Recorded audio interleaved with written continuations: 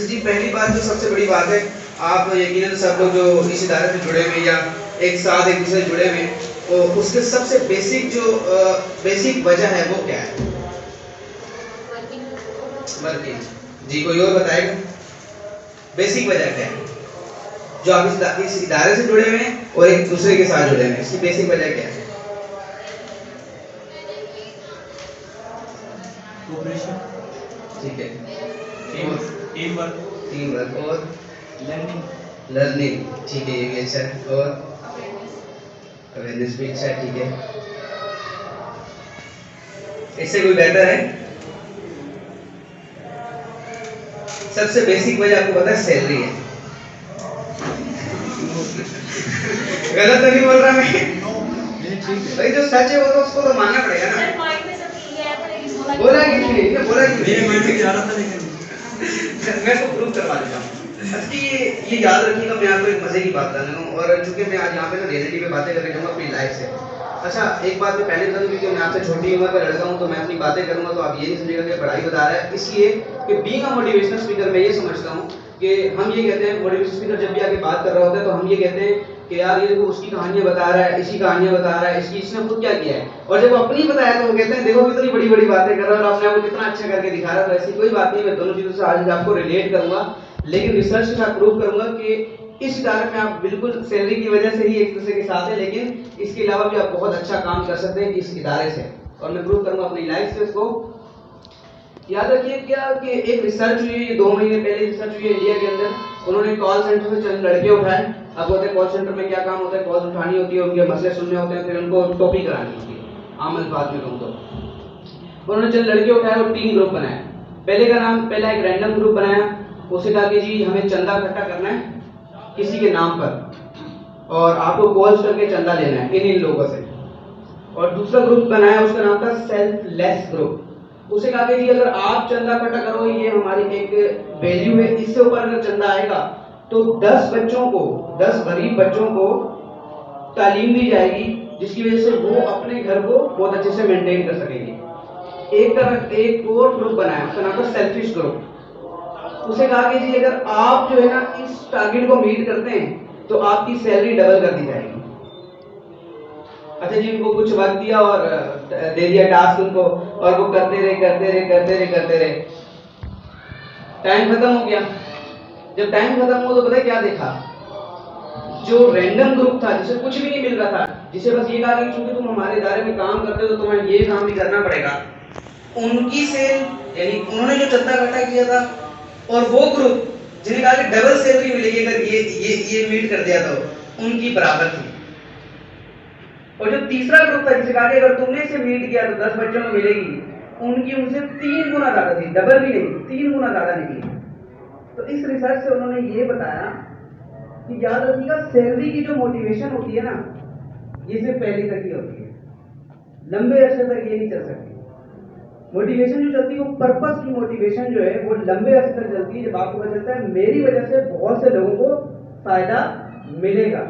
ये मोटिवेशन जो होती है ना, ये बहुत लंबे अरसे तक चलती है और ये कभी भी खत्म नहीं होती। क्योंकि याद रखिएगा, आज भी आप देखें हमेशा उसी बंदे का नाम जिंदा है जो कुछ इस दुनिया में आने के बाद इस दुनिया को या इस दुनिया में रहने वाले लोगों को देकर गया है।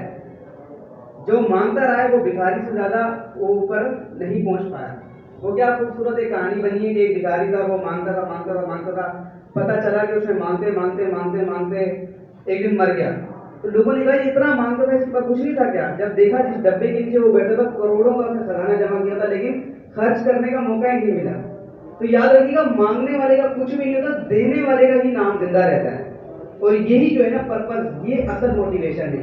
तो आज सबसे पहला रूल जो आपने चेंज करना है इस इदारे से अपना, कि जैसे किसी भाई ने कहा कि लर्निंग के लिए हम यहाँ हैं, तो अगर ये वाकई में यही सच है, अगर वाकई में यही सच है, जैसे बहुत सारे लोगों ने कहा सैलरी तो था लेकिन हमने बोला नहीं, अगर उस लड़के ने भी सच बोला कि उसकी लर्निंग ही थी, तो भाई इसको सल्यूट है, वो जो भी है। तो बताने का मकसद ये कि आपको पहला कि आज के बाद ये सैलरी, देखिए सैलरी आपको मिलेगी ही मिलेगी। अगर आप इस इदारे में काम करेंगे, जाहिर सी बात है सैलरी तो मिलनी है, जाहिर सी बात है। ये इदारा चंदे पे तो नहीं चल रहा ना, ये इदारा आप सबकी एफर्ट्स पे चल रहा है।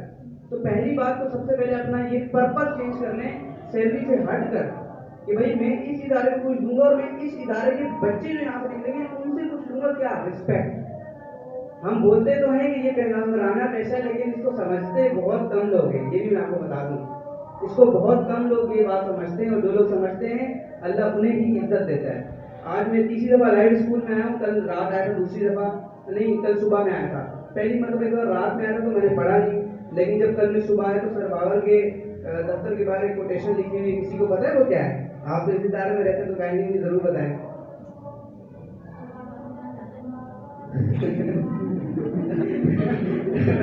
Good job. किसी और के पास कोई है तो किसी को याद है तो बताएं। पढ़ी जरूर होगी, लेकिन क्योंकि पढ़ी ही होगी, अप्लाई नहीं किया होगा, इसलिए किसी को भी नहीं याद। वो कोटेशन बड़ी जबरदस्त लिखी है, education is a great weapon to change the world. यानी एजुकेशन ऐसा हथियार है जिसके जरिए से आप दुनिया चेंज करते हो। आपके अंदर पता नहीं कितने लोग हैं, कितने बच्चे हैं आपके अंदर, तो उन सब की लाइफ आपके हाथ में है। उन सब की लाइफ आपके हाथ में। कैसे मैं प्रूव करवाता हूँ। जब मैं 8th क्लास के अंदर था, क्योंकि मैं बचपन से बहुत मेहनती था, बहुत जहीन बच्चा था, तो हमारे स्कूल के अंदर क्या हुआ कि एक सर थे, उनका नाम था सर शकील।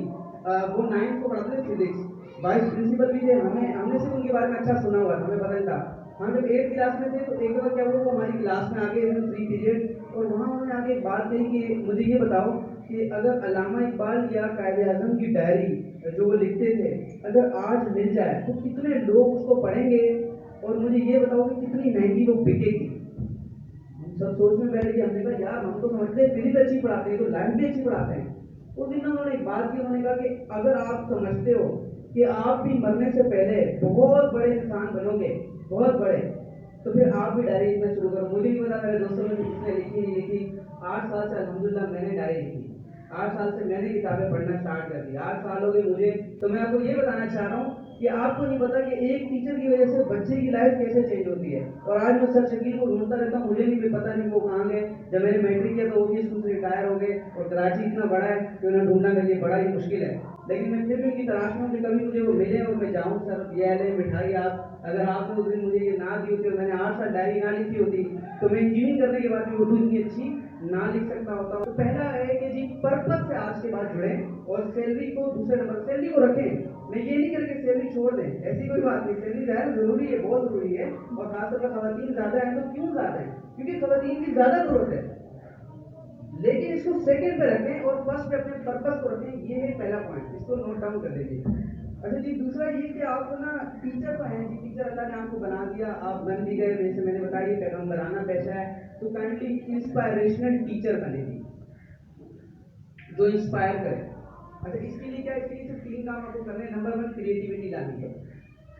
जैसे अगर आज यहाँ मैं खड़ा हूँ तो इसके पीछे मेरी कितनी मरतबा मैंने ट्राई किया होगा, बोलते बोलते मैं हिचकिचाया होगा, लोग हंसे होंगे, ऐसा भी हुआ। ये मैंने अपने कदम नहीं दिए हंसते थे, मुझे याद है। टीचर तो हर कोई है, इंस्पिरेशनल टीचर के लिए ना आपको क्रिएटिविटी चाहिए। आप जैसे पढ़ाएं ऐसे कोई और पढ़ा ही ना सके, ये होती है नंबर 1। क्रिएटिविटी होगी ना तो बच्चा अपने आप इंस्पायर हो जाएगा, याद रखिएगा।